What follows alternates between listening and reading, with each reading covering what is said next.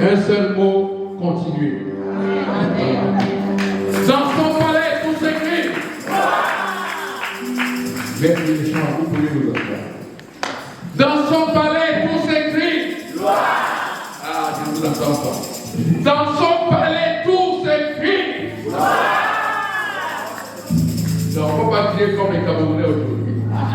Dans son palais, tout s'écrit. Dans son palais, tout s'écrit. Dans son palais, tout s'écrit. Maintenant, on fait comme les Camerounais.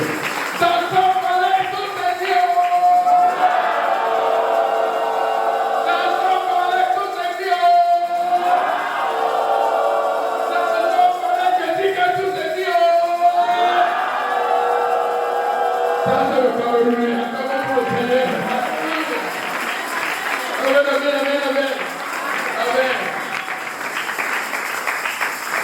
Père, que je bénis, je te rends grâce pour cette opportunité que tu m'accordes. Parle à tout lui de ton serviteur, pasteur Machar. Qu'il soit béni, je bénis sa vie, je bénis sa famille, je bénis son ministère. Homme de Dieu, que Dieu vous bénisse et qu'il visite spécialement tous vos ministères respectifs. Que chacun bénisse, que Dieu bénisse chacun de vous, toi qui es ici présent, mon frère, ma soeur. Que Dieu vous bénisse tous. Au nom du Seigneur Jésus-Christ, nous avons ainsi prié. Amen. Est-ce que nous pouvons acclamer le Seigneur? Nous pouvons nous Seigneur. Bien-aimés dans le Seigneur, ce matin, je suis venu vous annoncer quelque chose de la part du Seigneur. Car la Bible déclare que c'est poussé par l'Esprit que les hommes ont parlé de la part de Dieu. Et ce matin, regardez seulement Jésus. Moi, je ne suis que porteur de message. Alléluia. Et c'est Dieu qui vous bénira ce matin au travers de sa parole. Ce matin, je voudrais vous parler sur le parcours de la destinée. Le parcours de la destinée. Je lis pour la gloire du Seigneur, pendant que la sœur Thérèse se positionne sur Exode 13 et 17, moi je vais lire dans Exode chapitre 3, verset 7, ah oui, merci technicien. Merci. Exode 3, 7, il est écrit. L'Éternel dit, j'ai vu la souffrance de mon peuple qui est en Égypte, et j'ai entendu les cris que lui font pousser ses oppresseurs, car je connais cette douleur. Je suis descendu pour le délivrer de la main des Égyptiens et pour le faire monter de ce pays dans un pays vaste, dans un bon et vaste pays, dans un pays où coule le lait et le miel. Dans les lieux qu'habitent les Cananéens, les Étiens, les Amoréens, les Phérésiens, les Éviens, les Jébusiens. Voici, les pays d'Israël sont venus jusqu'à moi et j'ai vu l'oppression que leur font souffrir les Égyptiens. Acclamons la parole du Seigneur.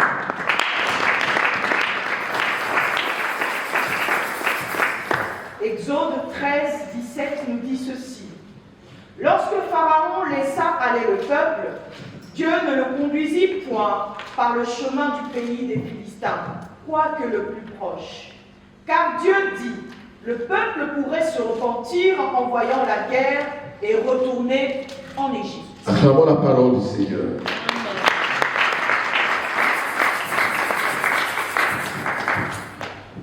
Le parcours de la destinée.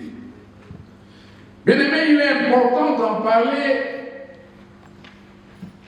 parce que Chaque destinée a un parcours. Et il n'y a pas de destinée sans parcours. Alléluia. Amen. Dans le contexte de mon message ce matin, bien-aimé, je définis la destinée comme la manifestation de la gloire de Dieu dans la vie d'un homme, notamment dans la vie d'un enfant de Dieu. Parce que la destinée fait partie de l'héritage des saints. C'est pour ça qu'il est important d'en parler. Une destinée divinement pensée. Une destinée divinement pensée, une destinée divinement planifiée, une destinée divinement construite, une destinée divinement scellée, une destinée divinement écrite, et qui, à plus longue ou brève échéance, se manifestera selon le calendrier de Dieu, parce qu'il est le temps, il est le maître des temps et des circonstances. Ce qui est important, la volonté de Dieu, c'est de te conduire dans ta destinée. Yes. Parce qu'elle est déjà écrite. Amen. C'est une action déjà faite. Amen. Peu importe ce que tu subis, peu importe ce que tu traverses, peu importe les situations auxquelles tu es confronté, je voudrais que tu saches une chose, que ta destinée est déjà écrite. Et personne n'y changera rien. Alléluia. Cette histoire me rappelle quelque chose. Par rapport à la crucifixion du Seigneur Jésus, la Bible dit ceci. Pilate avait conçu un écriteau, c'est-à-dire une inscription, qui pouvait se lire en hébreu, en grec et en latin. Une inscription qui disait « Jésus de Nazareth, roi des Juifs ». Alléluia. Jésus de Nazareth, roi des Juifs. Et il a posé cette inscription sur la croix de Jésus. Et la Bible dit, dès que les principaux sacrificateurs et les Juifs se sont rendus compte, ils se sont indignés. Ah, quelle colère! Ils se sont indignés. Ils ont souhaité, non, non, n'écris pas Jésus, roi des Juifs. Mais écrit, il a dit, je suis roi. Alléluia. Et maintenant, écoutez la réplique qui va venir. Et je reste convaincu, bien-aimé, que cette réplique sublime est venue du ciel. Qu'est-ce que Pilate leur répond? Qu'est-ce que Pilate leur réplique? Il leur dit, écoutez, ce que j'ai écrit, je l'ai écrit. Ça lui venait du ciel.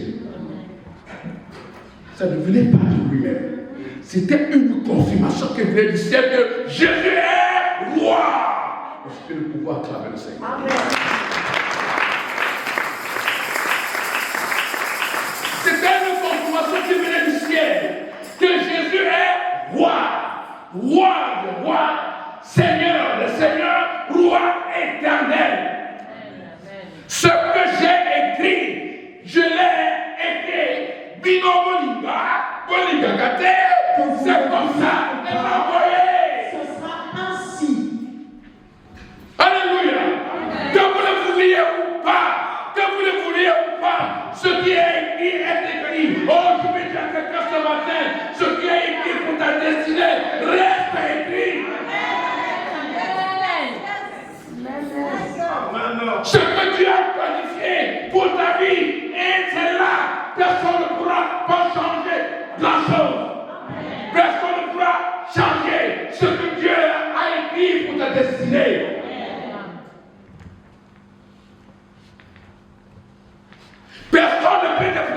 destinée. Personne ne peut l'altérer. Personne ne peut l'empêcher. Aucun crayon au monde ne peut la gommer. Parce que Dieu l'a déjà écrit. De quoi tu as peur? De quoi tu as peur, mon frère, ma soeur? Ce que Dieu a écrit pour toi reste écrit.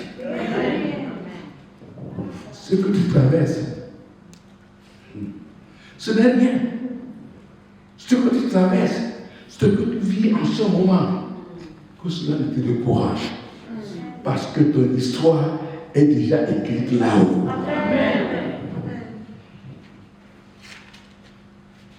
Bien-aimé dans le Seigneur. Quand Dieu appelle un homme, quelle grâce!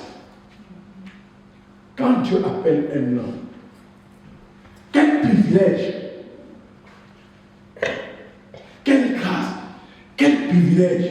Et c'est pour ça que Jésus pouvait dire, nul ne peut venir à moi si le Père qui m'a envoyé.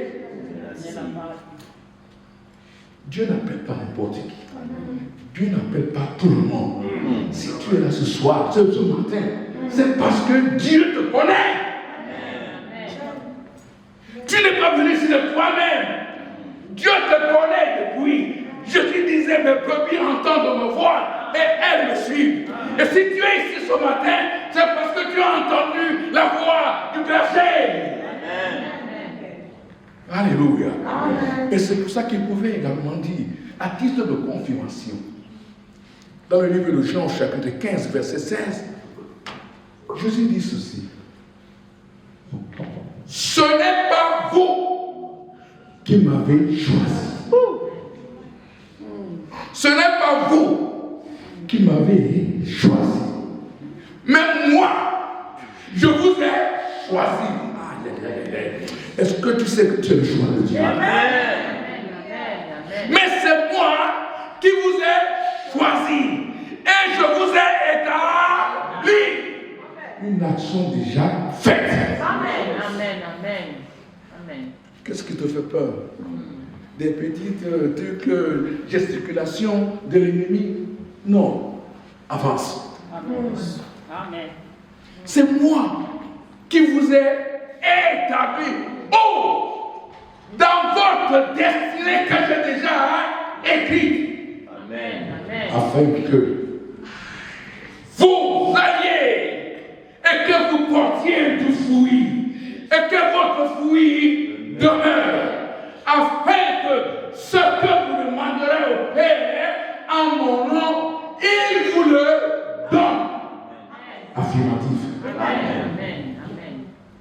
Jésus n'a pas dit, afin que ce que vous demandez au Père, vous le receviez.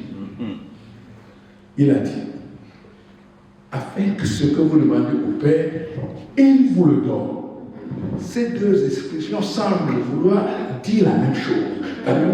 Mais bien aimé, l'Esprit m'a révélé quelque chose.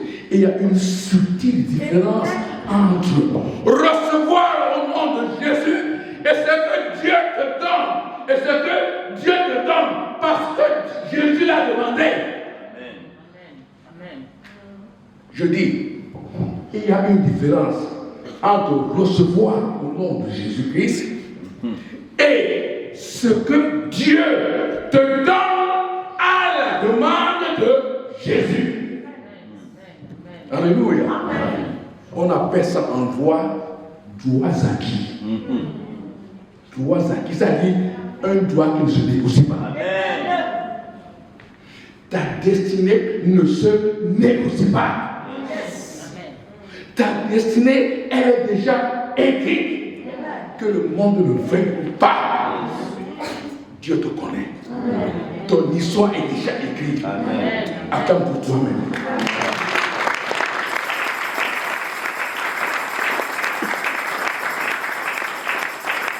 C'est la manifestation de la gloire de Dieu dans ta vie, mon frère, ma soeur, qui se manifestera selon le calendrier de Dieu, parce qu'il est le maître des temps et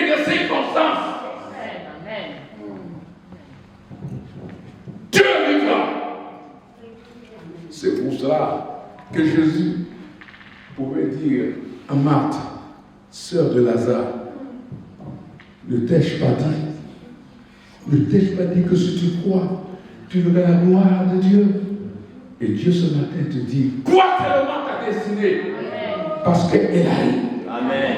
Elle arrive au temps convenable, au temps de marquer de Dieu. Personne ne peut rater cela. Personne ne peut l'arrêter. Amen. Et Paul confirme maintenant ce que Jésus venait de dire. Qu'est-ce que Paul lui dit? Parce que chaque destinée a un parcours. Mais j'aimerais vous faire remarquer, bien aimé dans le Seigneur, que le parcours n'est toujours pas fait de bonheur et de bonheur. Alléluia. Amen. Quand Dieu appelle un homme, par rapport à cet appel divin, il lui assigne une mission. Et à la mission, il associe une vision. C'est-à-dire la manière de conduire à bien la mission dans le but d'atteindre l'objectif préalablement fixé par l'Éternel. C'est pour cela qu'il nous a donné des ministères. Pas pour nous, mais pour lui. Alléluia. Au-delà de tout ça, au-delà de l'appel, au-delà de la mission, au-delà de la vision, Dieu te construit une destinée. Non seulement il te construit une destinée, mais il en détermine également et souverainement un parcours. Et le parcours ne dépend pas de toi. Parce que c'est Dieu qui l'a défini. Le peuple d'Israël n'a pas choisi de passer par le désert. C'est Dieu qui l'a conduit là-bas. Et à dessein. Et c'est pour ça que l'apôtre Paul dit ton parcours n'est pas fait que de bonheur. Il y aura des séquences, plus ou moins réjouissantes sur ton parcours. Il y aura des situations plus ou moins réjouissantes sur ton parcours. Il y aura des situations difficiles. Mais dans tout cela, tu seras plus que vainqueur. Parce que sur ce parcours, tu ne seras pas seul. Jésus est avec toi pour t'amener à destination. Amen. Est-ce que le pouvoir commencer?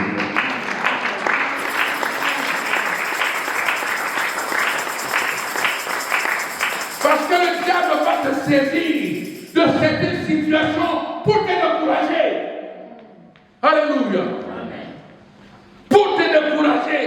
Et c'est pour ça que l'apôtre Paul parle. Il dit, ils ont fait naufrage.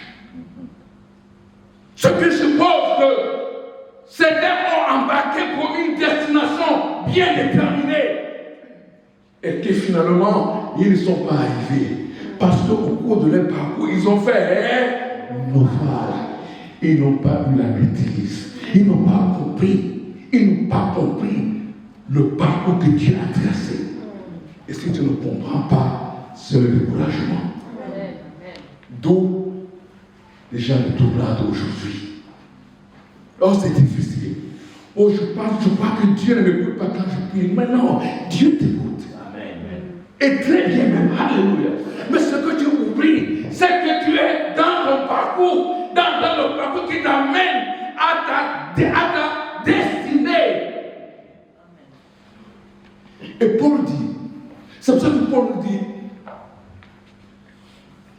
du reste, nous savons du reste. Cela est écrit dans le livre, dans l'épître de Paul aux Romains, chapitre 8, à partir du verset 28 jusqu'au verset 30. Paul dit, nous savons du reste que toutes choses concourent au bien de ceux qui aiment l'Éternel. Toutes choses. Alléluia. Toutes les choses auxquelles tu seras confronté sur ce parcours concourent au bien, concourent pour ton bien. Ce qui ne te tue pas te rend fort. Amen. Amen. Amen. Amen. Yes. Tu es là. Tu n'es pas seul. Et les humiliations font partie de ton parcours. Amen. Amen. Amen. Et la faim, et la soif, et les injures, et les incompréhensions. Tout cela concourt à ton bien. Parce que tu n'es pas seul. N'est-il pas dit qu'avec Dieu nous réaliserons des exploits? Tu n'es pas seul sur ce parcours.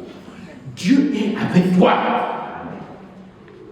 Si tu n'as pas compris que le parcours de ta destinée n'est pas fait que de bonheur, de bonheur, de bonheur, alors le jour où le malheur, entre guillemets, arrivera, tu vas abandonner. Le diable aura eu raison de toi. Les humiliations auront eu raison de toi. Le mépris aura eu raison de toi. Les injures auront eu raison de toi. Toutes ces choses-là qui découragent les enfants de Dieu aujourd'hui. Et Dieu est là, il regarde. Je vous ai tracé un parcours qui vous mène à destination. C'est pour ça que Paul dit. Nous savons du reste que toutes choses concourent bien de ceux qui aiment Dieu.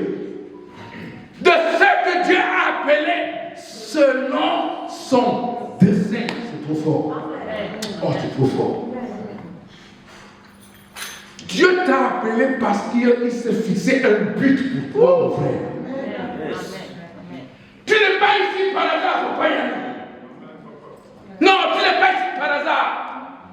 Dieu t'a appelé parce qu'il a un but pour toi. La Bible dit que ceux qu'il a appelés selon son dessein, le dessein divin. Oh, ça doit privilégier. Oh, acclame le Seigneur parce que Dieu te connaît.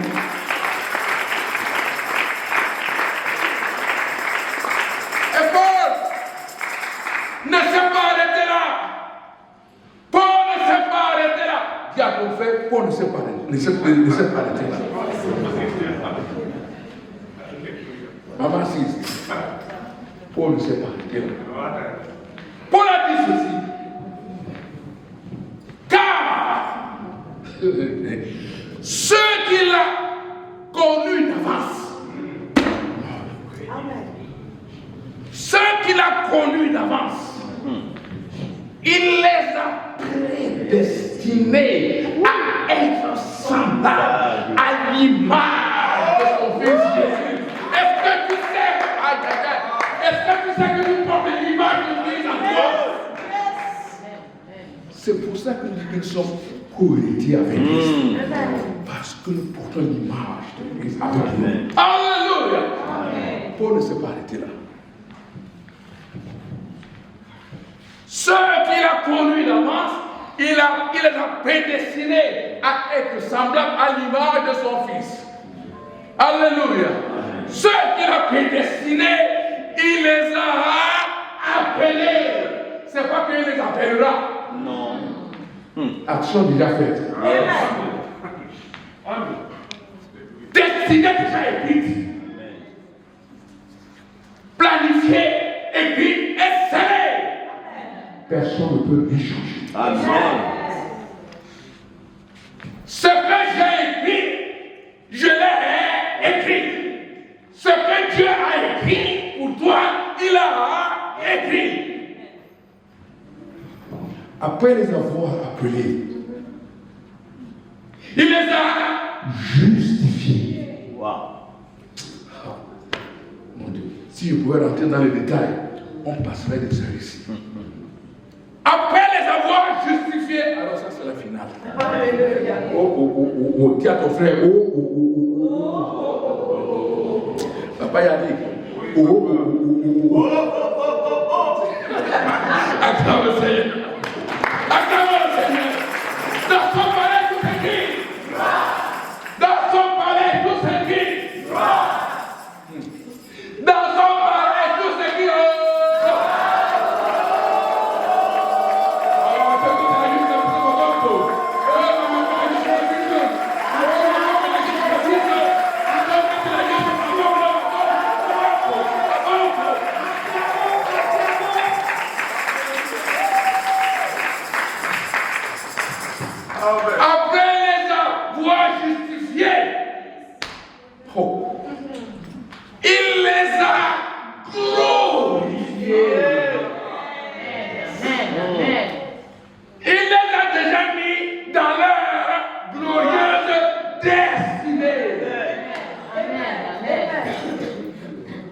Qu'est-ce qui te fait peur? Non, mon frère, ma soeur. Marche! Amen. Ton histoire est vraie. Amen. Amen. Et c'est pour ça que lui-même, l'Éternel, par la bouche du prophète Jérémie au chapitre 29, verset 11, il dit, les projets que j'ai formés sur vous sont les projets de bonheur et non les projets de malheur. Écoutez, afin de vous donner un avenir certain, qu'est-ce que ça veut dire? Afin de vous mettre dans votre destinée. Et vous donner l'espérance. Quelle précision! L'espérance de vivre dans votre destinée.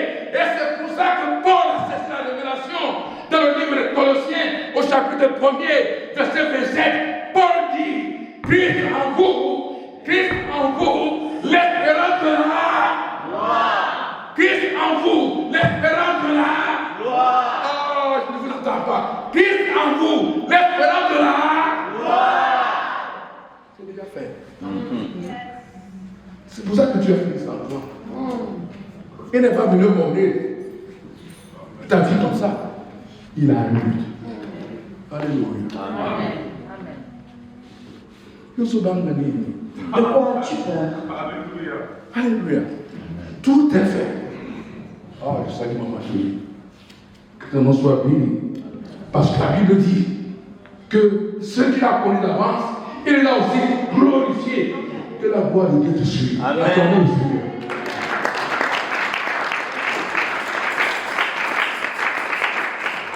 Alléluia. Chaque destinée a un parcours. Alléluia. Quand les enfants d'Israël étaient en Égypte, dans la souffrance, dans la misère, dans les humiliations, le tour de tous les jours, bien-aimés, ces enfants, ce peuple ne savait pas qu'ils avaient déjà une destinée tracée par l'Éternel. Que les difficultés de l'heure ne te découragent. Amen. Alléluia. Amen.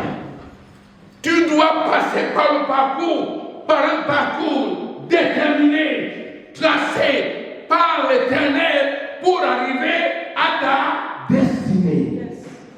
Jésus-Christ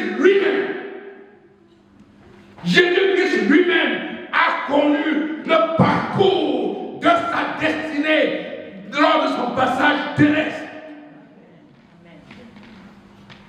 Vous croyez que son parcours n'était que le bonheur? Quelle humiliation. On l'a flagellé. On l'a insulté. Dieu qui est descendu pour sauver l'humanité. On l'a insulté. On l'a flagellé. Tout ça, ça faisait partie aussi de son parcours. C'est pour ça qu'il déclare. Par rapport et à propos de son propre parcours, écoutez ce que Jésus dit. S'adressant à son Père, il dit, dans le livre de Jean chapitre 17, à partir du verset 3 et 5, Jésus dit ceci. Écoutez-moi très bien.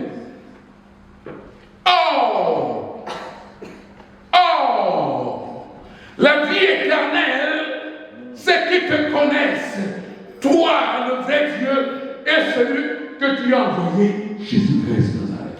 Il ne s'est pas arrêté là. Maintenant, il commence à parler de son parcours. Écoutez très bien. Verset 4. Il dit, Père, je t'ai glorifié sur la terre. Waouh! Je t'ai glorifié sur la terre. J'ai achevé l'œuvre que tu m'as donnée à faire. Qu'est-ce qu'il voulait dire? C'est pas fini. Parce qu'il va en tirer le conséquent tout à l'heure. Alléluia. Amen. J'ai été glorifié sur la terre. Lors de mon passage terrestre, je t'ai glorifié. J'ai achevé l'œuvre que tu as tu m'as confié. Maintenant, il dit à son père, maintenant, toi, père, ce qui veut dire, en conséquent, père, glorifie-moi. Glorifie-moi auprès de toi-même. De la gloire que j'avais auprès de toi avant que le monde fût. Wow. Jésus est en train de réclamer sa destinée. Parce qu'il a abandonné sa destinée, sa gloire. Il est venu subir le parcours. Et quand il a fini de subir le parcours, il dit à Dieu, maintenant, je dois repartir retrouver ma destinée. La gloire qui était la mienne depuis avant la fondation du monde. C'est ce que veut dire ce passage. Jésus lui-même a connu le parcours avant d'être réinstallé à la gloire de Dieu le Père. C'est pas fini. Quand Dieu a appelé Abraham, lui aussi, il a connu son parcours terrestre. À un moment donné, même, il a voulu se décourager. Et il a dit à Dieu, je parle d'Abraham. Mais Père, toi tu m'as promis un enfant. Bon, maintenant je m'en vais sans enfant. Donc c'est Éléazar, mon serviteur, qui sera mon héritier. Et tu lui as dit, non, Vandakilia, reste tranquille. Non, ce n'est pas Éléazar. Ce que je t'ai promis se réalisera. Toi, Abraham, marche seulement. Et Abraham a marché par la foi pour atteindre sa destinée. Je dis à quelqu'un ce matin, marche. Tu n'es pas seul dans ce parcours. Les enfants d'Israël, quand Dieu a tracé leur parcours, amen, la Bible dit que leur parcours était sécurisé par la présence du Seigneur. De jour, ils étaient conduits par la colonne de nuit. Et de nuit, ils étaient éclairés par la colonne de feu qui éclairait les chemins. Oh, que la présence de Dieu te rassure aujourd'hui. Et que la présence de Dieu te conduise vers ta destinée. Que la présence de Dieu sécurise ton parcours. Au nom de Jésus. Le parcours de la destinée. Amen. Tu n'as rien à craindre. Tu n'es pas seul. Tu es avec Dieu. Il va t'aider. Il combattra pour toi. Tu crois que c'est pour rien qu'il t'a dirigé vers ce parcours? C'est parce qu'il sait que tu vas le relever. Amen. Pas ta force, mais avec lui. Amen. Amen. Amen.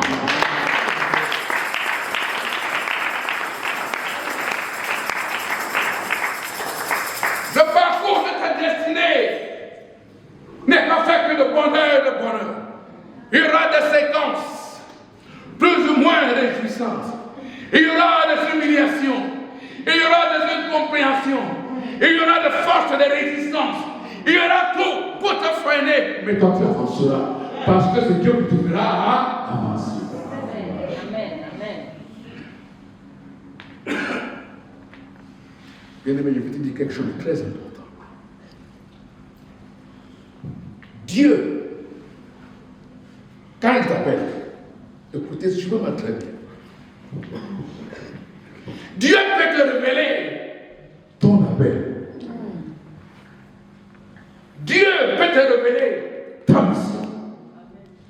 Dieu peut te révéler ta vision. Dieu peut te révéler ta destinée. Mais il ne te révélera jamais des séquences de ton parcours. Amen. Amen. Jamais.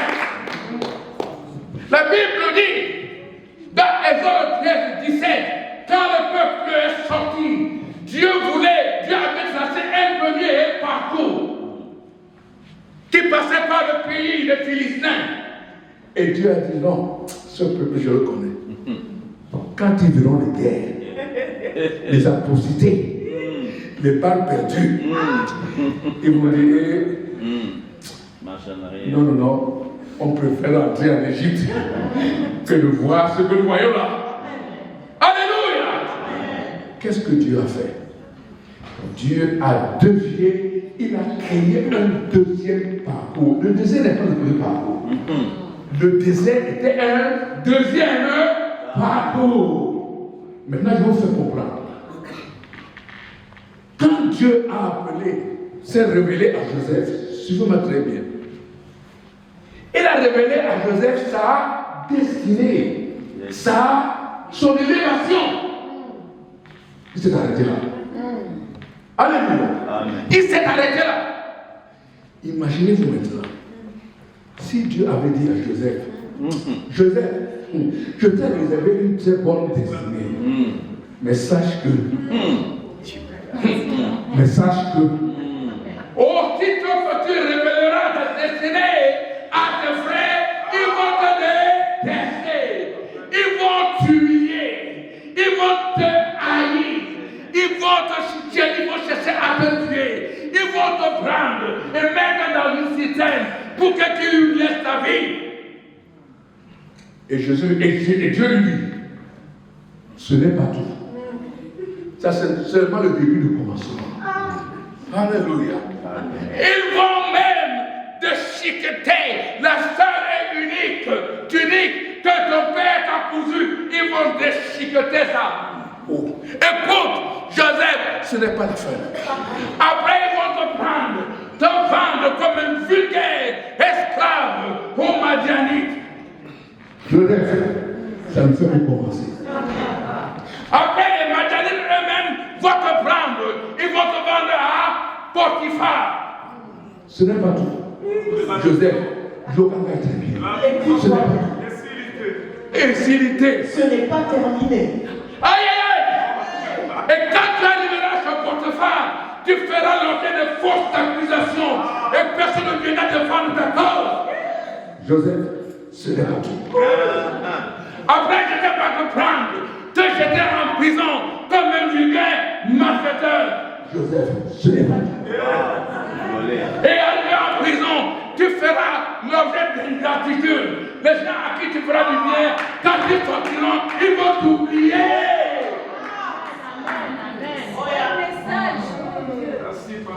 Ils vont t'oublier. Je pense que Joseph aurait dit à Dieu, papa,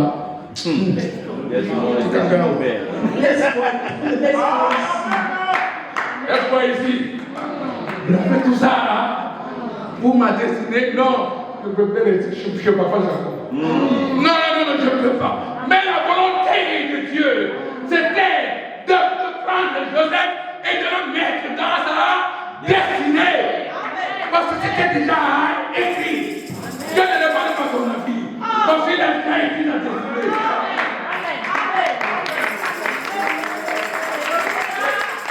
Dans son palais tout s'écrit. Dans son palais tout s'écrit. Dans son palais tout s'écrit.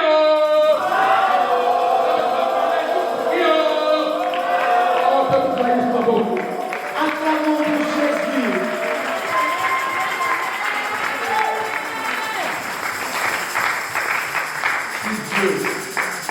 Si Dieu te révélerait les séquences de ton parcours, tu dirais, papa, c'est vrai, mais ce que tu prépares là, c'est trop dur. Amen.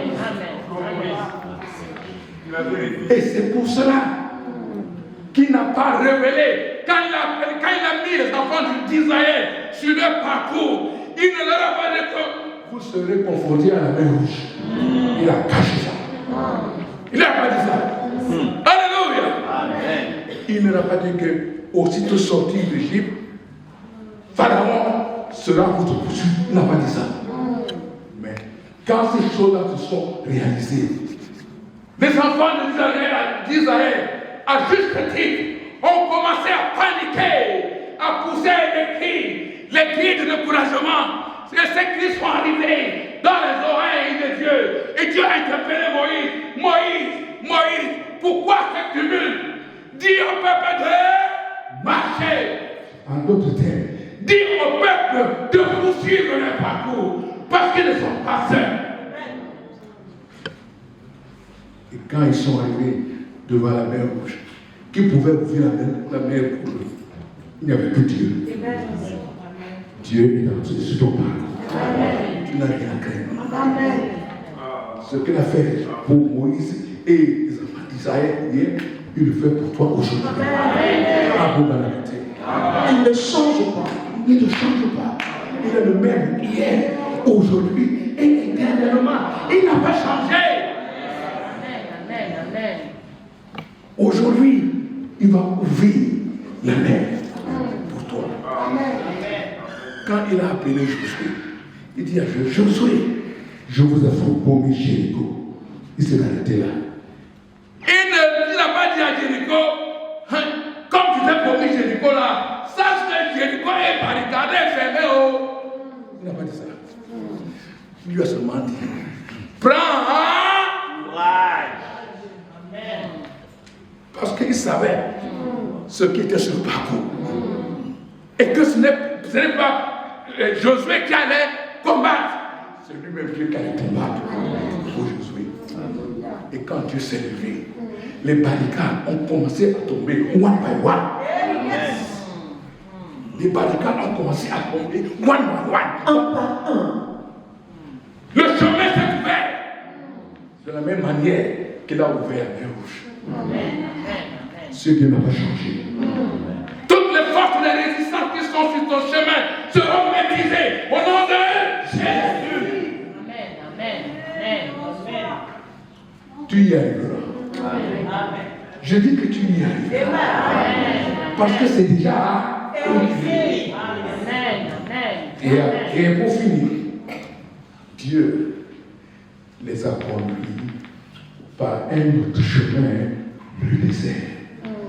J'ai entendu beaucoup de prédicateurs dire que le désert est un chemin de pénitence. C'est faux. Quelle erreur! Parce que si tu estimes que le désert est un chemin de pénitence, tu fais de Dieu un bourreau. Le Dieu d'amour qui aime ses enfants, Il va les torturer dans le désert. Ce n'est pas possible. tu n'as pas bien compris. Va relire ta Bible. Non, le désert n'est pas un chemin de pénitence, mais c'est un lieu de formation. Amen. Oh yes.